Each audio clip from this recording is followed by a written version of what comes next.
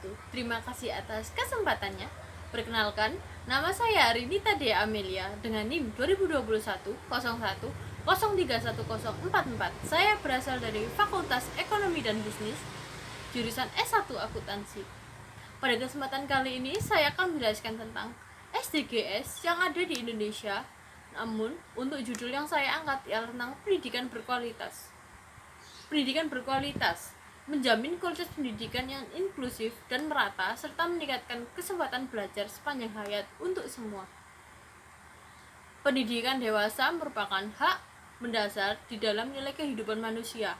Pendidikan memiliki peranan yang sangat penting untuk menunjang kehidupan manusia karena pada dasarnya manusia dalam melaksanakan kehidupannya tidak lepas dari adanya pendidikan. Implementasi dan pengembangan kajian pendidikan juga harus disesuaikan dengan kondisi serta situasi sosial yang ada di masyarakat.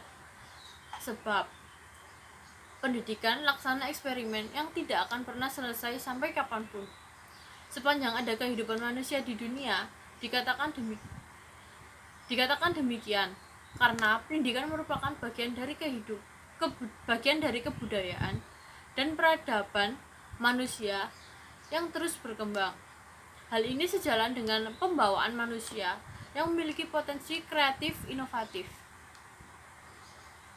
Pendidikan tidak hanya berperan menciptakan generasi muda sebagai agent of change yang membawa perubahan, namun generasi muda harus bisa menjadi agent of producer yang mampu menciptakan perubahan yang nyata. Pendidikan harus bisa patron bukan hanya dalam hal pendidikan formal, tapi yang dimaksud adalah pendidikan yang mengubah pola pikir anak bangsa dan pendidikan inovatif yang mendorong kreativitas dan daya inovatif anak bangsa.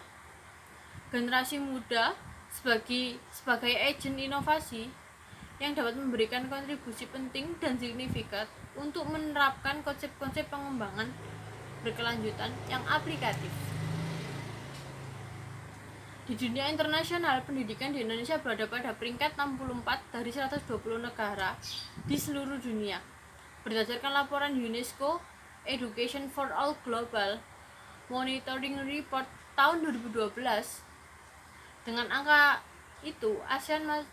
angka tersebut, Indonesia masih tertinggal dengan dua negara di ASEAN, yaitu Malaysia dan Singapura.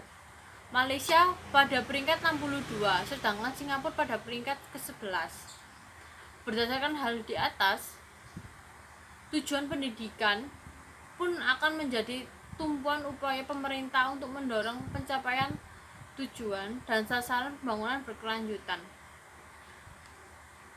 Dalam era SDGs tahun 2030, berdasarkan arahan dari PBB yang telah disepakati pada tanggal 2 Agustus, peningkatan pendidikan bagi masyarakat Indonesia akan mengacu pencapaian terhadap tujuan dan sasaran lainnya dalam 17 poin SDGs, terutama untuk meningkatkan indeks pembangunan manusia Indonesia, sehingga diharapkan peran pendidikan maupun meningkatkan daya saing Indonesia dalam mendukung SDGs 2030. Adapun target kualitas pendidikan mereka yaitu yang pertama, pada tahun 2030 memastikan bahwa semua anak perempuan dan laki-laki menyelesaikan pendidikan primer dan sekunder yang gratis, setara dan berkualitas yang mengarah pada hasil belajar yang relevan dan efektif.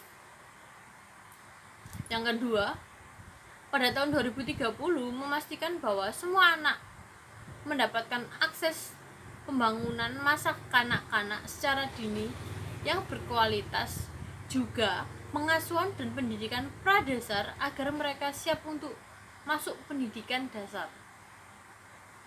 Pada tahun 2030 memastikan akses yang setara bagi semua perempuan dan laki-laki terhadap pendidikan tinggi, teknis, dan kejuruan yang berkualitas dan terjangkau masuk universitas. Pada tahun yang sama, secara substansial meningkatkan jumlah remaja dan orang dewasa yang memiliki keahlian yang relevan, termasuk keahlian teknis dan kejuruan untuk mendapatkan pekerjaan yang layak dan wirausaha. Pada tahun yang sama juga menghilangkan disparitas gender dalam pendidikan dan memastikan akses yang setara terhadap semua tingkat pendidikan dan training kejuruan bagi mereka yang rentan, termasuk yang memiliki disabilitas, masyarakat adat, dan anak-anak yang berada dalam situasi rentan. Berikut merupakan sekilas target yang saya paparkan. Untuk selanjutnya, sekian dan terima kasih. Wassalamualaikum warahmatullahi wabarakatuh.